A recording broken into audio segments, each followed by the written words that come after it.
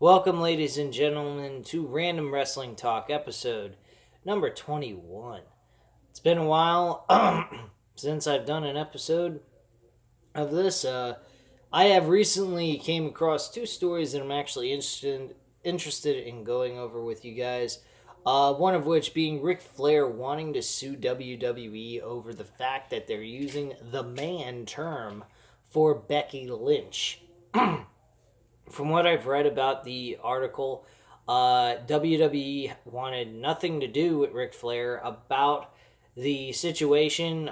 Ric Flair is actually interested in wanting to get royalties for the term the man because that was something he used in his catchphrase. Now, granted, this is something that you can use anywhere and everywhere by saying you're the man at something. So it really is kind of petty. But at the same time, when you look at the principle of it, it's not about WWE paying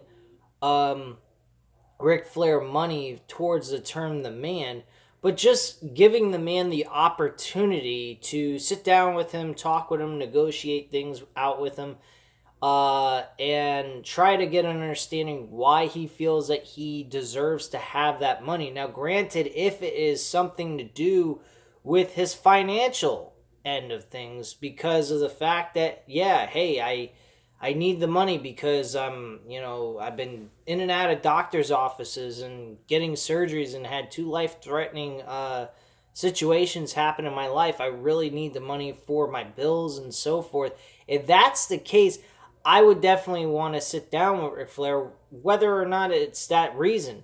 At least give the respect to the guy to at least sit down and talk with him face to face. But not to even do that is really disrespectful, especially what Ric Flair has done for the wrestling business in general, and also the things that he has done for WWE. If you go back in the history of Ric Flair's time in WWE from 2002 all the way up to his retirement match in 2008, for those 6 years that he was fully 100% full-time WWE, he really was providing a lot of help to a lot of the young superstars that came about.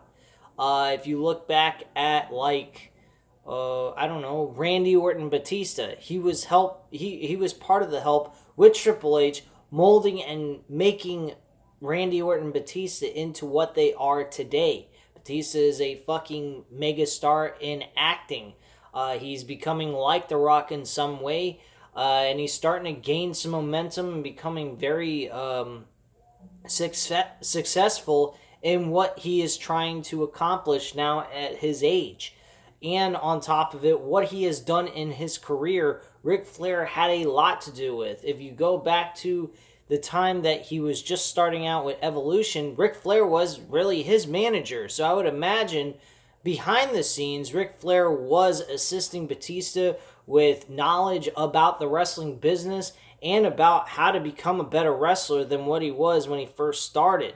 So I think Ric Flair has provided a lot of help to young talent, especially to guys like Randy Orton and Batista, who became mega stars in the company, multi-world champions and so forth, that the company valued to put them in that spotlight. So at the end of the day, I think Ric Flair had a right to sit down with WWE, but because of just the fact that they didn't want to sit there and talk with him man to man, face to face, Ric Flair has a lot of beef now with the WWE. Whether he would have walked out of that meeting with money in his hand or not, he would at least had the opportunity to sit down professionally and negotiate the situation. And, maybe it would have worked out where he had an understanding that, it wasn't something that he should be given royalties for just because of the fact that they're using the term the man on Becky Lynch. So that's just how I feel about that situation. But for WWE to just flat out not fucking acknowledge his existence, but yet drag him to all these reunions and legends and celebrating a birthday where he's used as a tactic to build a storyline with Batista and Triple H earlier this year. I think that's absolute trashy mentality and really horrible business sense, if you ask me. I wouldn't be surprised if you see Ric Flair on AEW at some point. That's a funny thing I mentioned AEW because AEW situation with the world title is the next topic that I'd like to talk about, and then I'm pretty much going to end this video on Random Wrestling Talk. But just going back, just touching a little bit more on how I feel about it, because of the fact they didn't want to sit down with Ric Flair, I feel that Ric Flair is in the right to go ahead and now sue them for this, because they don't even have the decency to sit down with the man to discuss any of this, discuss the situation, just to see if they could, get an understanding of each other, have an agreement, or if Ric Flair explains his situation and how he feels he deserves that royalty, hell, give it to him, man. He's a fucking a great wrestler who provided years of experience to tons of different superstars, probably stars that we don't even know of unless we research back to when Ric Flair was wrestling in the business. Was still in the WWE full time, and I think that's about the only thing we would have found out is what he might have done backstage, because what he did backstage, probably he helped him mold a lot of young stars. I don't think he went back there and just helped Randy Orton, Batista out to turn them into major superstars in their careers. I think he probably helped out Carlito, I'd imagine. So he did have a match with Carlito at one point, so I do imagine at certain points within the time that they were dealing with each other, Ric Flair helped Carlito out and try to help shape out his career, but he unfortunately didn't turn into anything outside of an IC champion and a US champion. I'd imagine Ric Flair did help out John Cena in certain instances, probably based on the fact that they were on the same brand and traveling together to the same arenas and stuff. So I would imagine he touched up a little for John Cena. But I think Undertaker had a lot more with John Cena's career than Ric Flair so much, because by the time John Cena was in the same brand, he was already a main eventer anyway. So I mean, he did a lot for the business in general, and he did a lot for the other stars that worked in WWE that were young and were being molded and shaped into these superstars. But for WWE to flat out not give him anything, not even a hello, and sit down with him and just discuss things with him and give him a yes or no answer, I think was downright despicable. Once again, WWE proving that they have no fucking care in the world about nothing but themselves. Yet they say they're a WWE family. Yeah, okay.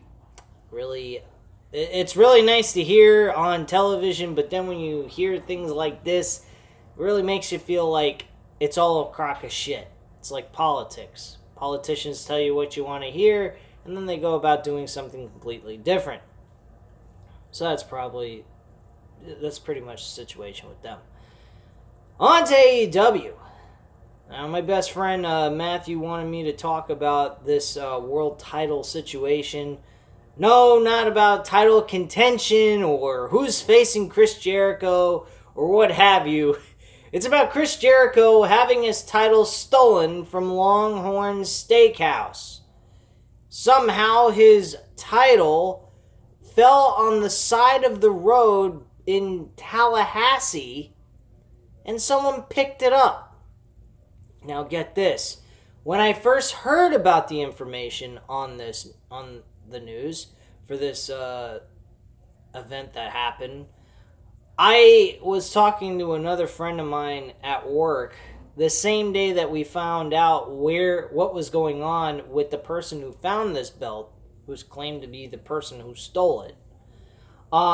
Me and my friend were sitting there talking about from work. Me and my friend from work were talking about, like, wouldn't it be funny if the guy stole the title and tried to sell it on eBay or something like that? Which I said to my friend, it wouldn't really work out very well in his favor, because if he does, an investigator, a police officer, could find this online, come across it, and say, hey, there's the missing title. There's the douchebag who stole it. He'd be arrested. So he couldn't do much with the belt. He can't bring it into a pawn shop and try to sell it, because they would know about it if they follow wrestling or know anything about the news on wrestling and so forth. So, I mean, truthfully, at the end of the day, there was a whole major issue here. But the fucking person who found the belt sold it on tried to sell it on Craigslist because he thought it was a replica belt. A fucking replica belt. Do you think that any AEW title at this point in time is even remotely being used as a replica belt? I mean, maybe so, but god dang, man. I'm pretty certain they have a fucking name tag on the title that says Chris Jericho on it. You know, one of those plates that say the name. I'd imagine AEW's actually doing that with the title. So, I don't understand how anyone could misconstrue this title as being a replica instead of the official belt of AEW. The whole thing is completely idiotic. Once he found out that it wasn't really a replica belt, he gave it back to the original owner of Chris Jericho. He reported it to the police. He said, I took a belt that I thought was a replica. I'd like to give this back. I'm not trying to steal it. I thought I found it on the side of the road and it was just some regular replica belt, not the official thing. I'm not trying to steal property, so he gave it back. And I don't believe any charges were made on the guy who found the belt on the side of the road. Somehow the belt fell on the side of the road. To me, the whole story sounds like one big giant publicity stunt by AEW. That's the only thing I can come up with, because Chris Jericho is the first ever AEW champion. How the fuck do you lose a belt on the side of the road? You're not doing anything but traveling to Longhorn Steakhouse, for God's sakes.